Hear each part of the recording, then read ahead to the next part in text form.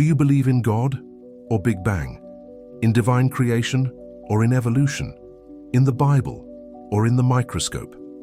Today, the clash is between two pillars that molded and still shape the way humanity understands existence: faith and reason. On the one hand, religion, millennial, sacred, emotional, full of rituals, beliefs, and promises of salvation. On the other, science, modern, cold, empirical, driven by experiments, data, and formulas. But are these two worlds really incompatible? Or was the conflict between religion and science artificially created as a war that only exists because someone wanted it to exist?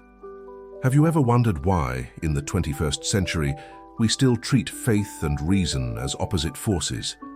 Is it possible to believe in God and at the same time to accept the theory of evolution, the Big Bang, quantum physics? Or does one side need to be defeated for the other to survive? Today, the discussion will bother, because deep down, we are poking the foundations of what each one believes is the absolute truth. The conflict between religion and science is not recent. It crosses centuries, fueled by sight shocks on the origin of life, the universe, and place of the human being in the cosmos. During the Middle Ages, religion dominated everything: knowledge, politics, morals. Questioning the scriptures was considered heresy. It was only with the emergence of modern scientific thinking between the 16th and 17th centuries that this structure began to crumble. Galileo Galilei, for example, was condemned by the Church for stating that the Earth revolved around the Sun, an absurd idea for theology of the time. Charles Darwin, with his theory of evolution, shook the dogma of divine creation by suggesting that human beings descend from common ancestors with other animals. And even today, with all the scientific advance, these ideas still cause resistance in many religious sectors. But the truth is that both religion and science try to answer the same fundamental questions. Where did we come from? Why are we here? Is there a greater purpose? What happens after death? The difference is in the ways. Science seeks explanations through testable experiments, observations, and theories. Religion offers answers through faith, tradition, and revelation. But are these approaches really incompatible? Or are we facing two different ways to interpret the same reality? In many moments in history, science and religion have walked together. Several pioneer scientists were deeply religious. Isaac Newton, for example, saw science as a way of understanding God's work. Georges Lemaitre, priest and physical, was the first to propose the Big Bang theory. The tension between faith and reason was not always war. Sometimes it was dialogue, sometimes collaboration. The problem is that in today's world, polarization took over the debate. Science has become synonymous with absolute truth, and religion, for many, has become synonymous with ignorance or delay. But is this vision too simplistic? Science supports itself in doubt, in the question, in skepticism. No theory is considered absolute truth, only the best explanation available until a better comes.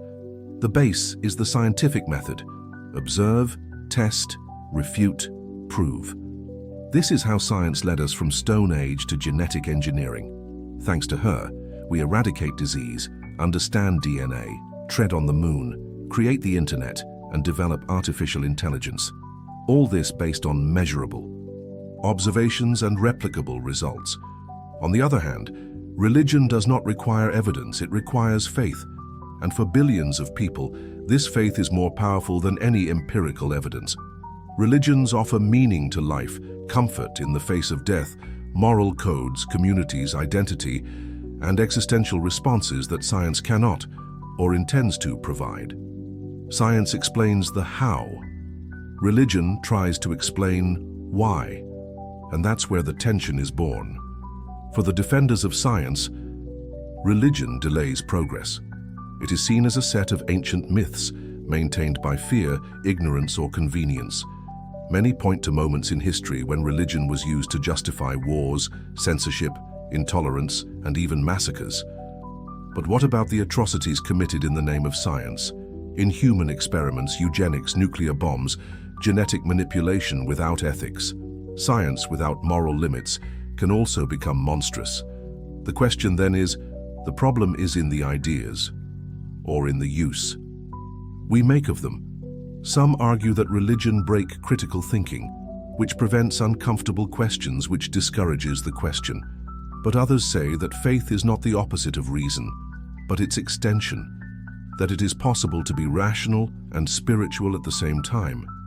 Does believing something that cannot be proved make someone less intelligent?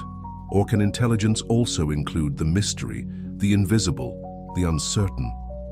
Another delicate point: science has no answers, and many times when trying to answer philosophical or moral questions, it stumbles. Science can tell us how to clone a human being, but it is not due. It can show us how to manipulate minds, but it is not due. Who defines the O? The ethics? Consciousness? The religion? Meanwhile, religion also fails when ignoring evidence, when it denies scientific discoveries in the name of unquestionable dogmas, when you prefer the literality of ancient scriptures instead of dialoguing with accumulated knowledge. Perhaps the error is not choosing between faith or reason, but in refusing balance, in denying that human experience is made of multiple dimensions: rational, emotional, spiritual, biological, philosophical. After all, science can explain what happens in the brain during a prayer, but this invalidates spiritual experience? Feeling the presence of something bigger, having faith, living a miracle. Can all this just be cerebral chemistry? Or is it precisely where that science does not yet reach? And why does it bother both sides so much? Deep down, fear is the same: being wrong. For the religious, accepting science may seem like a betrayal of faith. For the scientist, admitting space for the transcendent sounds like abandoning logic. But does the search for the truth not exactly require courage to embrace doubt? Religion and science seem to be on opposite sides of a battle that never ends, but perhaps the true mistake is just there, in the idea that there needs to be a winner. When we put faith and reason as enemies, we create an artificial war, where the one who loses is the complexity of human existence itself. Science has given us technologies, healing, knowledge, but it does not respond to existential emptiness, the pain of loss, the meaning of life. She measures time, but doesn't tell us what to do with him. Religion, in turn, inspires, connects, console. But when she closes her eyes to the real world and arrested unchanging dogmas, she chokes thought and generates intolerance. The future need not be a battlefield between laboratories and temples. Perhaps the intelligent and more human future is what embraces doubt, reason, and mystery. Because it is not a sign of weakness to admit that we do not have all the answers. It is a sign of consciousness.